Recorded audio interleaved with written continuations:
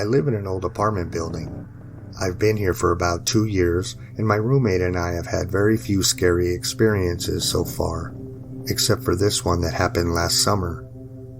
It was around 4 in the morning when we were woken from a dead sleep by the fire alarms going off throughout our entire 4-story apartment building. Seeing as this place is occupied mostly by seniors, we figured that someone had left a pot on the stove again.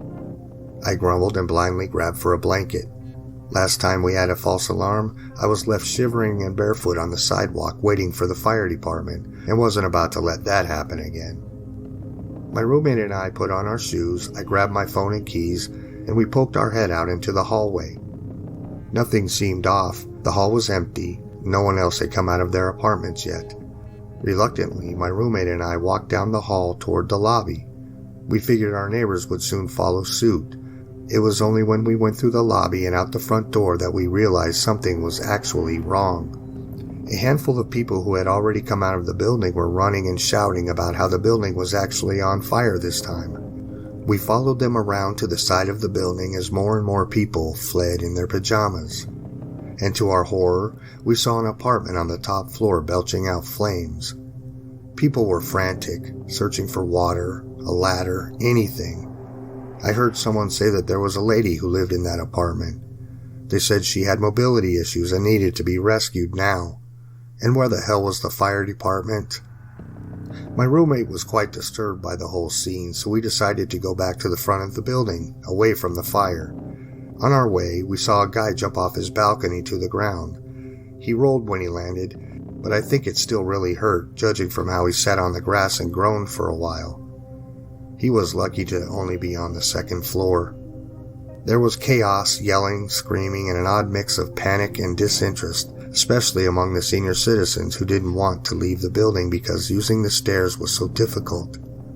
The fire department arrived much quicker than they ever had before, seeing as this was a real emergency, and it wasn't long before the elderly ladies in nightgowns were being rescued via ladders and wheeled off to the hospital next door. At one point, the man who lived below the apartment on fire had a screaming episode at one of the landlords, the one that looked like a talking skeleton with an oxygen tank and a scooter. It was around 6 or 7 a.m. when the fire department finally got everything under control. The sun was up and people were beginning their morning commute.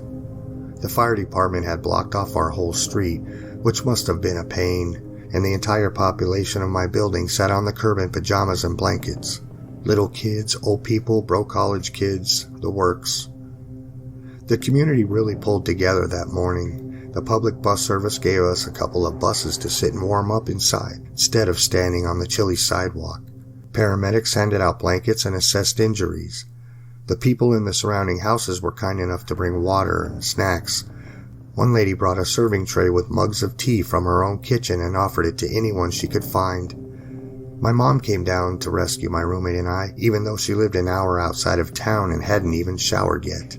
She brought us breakfast and a change of clothes, as we didn't know when we'd be allowed back into the building. The most disturbing details of what had just taken place that morning came to us when we were waiting on the bus. Everyone was talking about the fire, of course, but one man had a particularly horrifying detail to add. He'd heard through the grapevine that the lady whose apartment caught fire never made it out of the building. Sadly, we suspected as much with her mobility issues and all, but there was more. The firefighters apparently found her in the hall. She had made it out of her apartment, but couldn't escape the smoke. Whether she died from smoke inhalation or from burns, we aren't sure. But one thing that man said that sticks with me is that someone said that as they stood outside and watched the flames, they heard the woman screaming, "Help me, I'm burning." I've always been afraid of burning to death, and the idea that my neighbor may have had such a horrifying end is deeply disturbing. I know the man who lived below her heard her screaming. He wouldn't stop talking about it. I think he ended up with a form of PTSD from this event, and I don't blame him. We were all brought to the community center where the fire department and emergency response volunteers helped bring some clarity to the situation and told us what to expect. Everyone was very kind and sympathetic to us. Whatever we needed, they provided. I think all of that is pretty standard procedure, but still, I was extremely thankful to the kindness of the volunteers, firefighters, paramedics, and good Samaritans. It was pretty surreal to be in a situation like that. We had almost nothing on us. My roommate hadn't thought to grab her phone, so she had to borrow mine to let her family know she was okay. We had no money, no ID, none of the essentials, and we had no idea how long we would be homeless. I hadn't been so happy to have my mom with me in a long time. I felt like a scared little girl, even if I didn't show it. We were lucky. The fire happened on the opposite end of the building from us. Our unit was totally unaffected, and we were one of the few allowed back into our apartment that same day. The building stunk of smoke for weeks, and even though the fire took place on the 4th floor in a single apartment, the damage was extensive. Even on the ground floor, the walls were blackened with ash. When they attempted to start fixing up the building, they found asbestos in the walls. A few people were forced to move out of their apartment, and we're talking people who had lived there for around 30 years. I remember the night we were all allowed back into our apartment. I wanted to box up my most important possessions and keep them in my car, as if I thought the building was going to catch fire again. My home didn't feel safe anymore, and it wouldn't for several weeks. It would take a long time for us to hear anything about what caused that fire. Last I heard, a space heater was to blame, but I don't know for sure. In the days that followed, the fire was featured on the front page of the local paper. The family that lived just down the hall from us were featured in the picture. The article spelled out the details that I had already heard.